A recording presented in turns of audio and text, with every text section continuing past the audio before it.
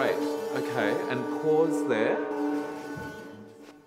The Minotaur is really that state of mind that you get into when you when your love is unrequited, or when you've lost a love, or... It's also that peculiar complexity of what it is that causes desire. But it is this hat, isn't it? No, it's no hat at all. It's a belt. Oh, it's a belt. Like a helmet. I thought that was the ear of that. No, that's the painting? Yeah, and the white singlet, I think. There's a sense of trying to spin a thread of a story that tells the myth of the Minotaur. The Minotaur is beast, but it's not. It's the product of a type of perversity, but not really of love. So, I mean, it's abstracted completely. But in abstracting that, then it actually brings... there's ways that we can perform the energy of that talks about displacement, rearrangement, meaning and broken meaning, and trying to find and hold something through.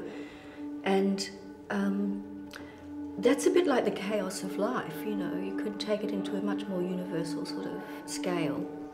At different times, you're really focusing on different things. It's not so much about embodying a memory as much as attuning to the relationship between the physical bodies on stage, or imbuing a sound with a certain quality, or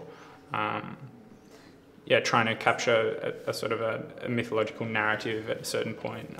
There is so much being fed to you. Yeah, lots of complex layers. There's lots of complex layers that are within the score, with remembering the score, forgetting the score, but actually there's such a world of sound that's created. There's such a complexity pathway of things through space that you're just sort of taking it in and giving it. It's the ebb and flow of listening.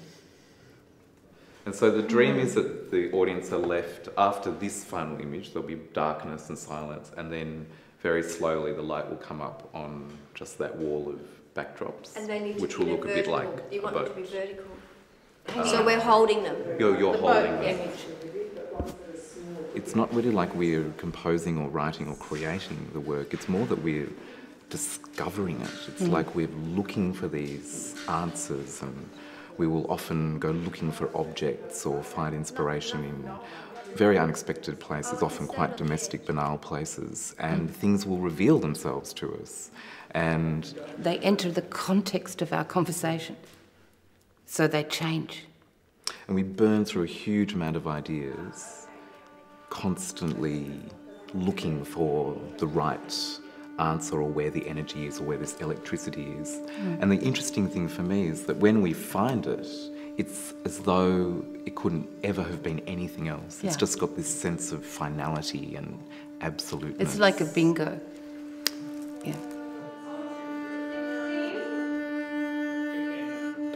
Unlike a traditional score, the way that Margaret and I have worked is to develop this score through conversation. So in a way it's a composition of ideas which ends up on the page as text, but then also as images. But it's a few years ago that I realised that a composer is actually a visual artist. So even though the end result is usually music, actually a composer, unless they're a composer-performer, composer themselves you don't actually make any sound. You actually make these visual guides, these instructions, these scores. And that was a real breakthrough for me. So, you know, just kind of, oh my gosh, I'm actually a visual artist, not a musician. And that made a lot more sense as well. And so I've worked a lot on the notation that I use, and it is very graphic, and I use watercolour and photography and collage, and that is, for me, has become the way that I convey the music I want performed to my musicians. And so it seemed inevitable that some of that score, some of that graphic notation would then end up in the staging and design of the work. It's really just another rendering of the music. It's kind of the music of everything. This music makes sounds, but it also makes images and light and movement, and I think it creates magic in a way.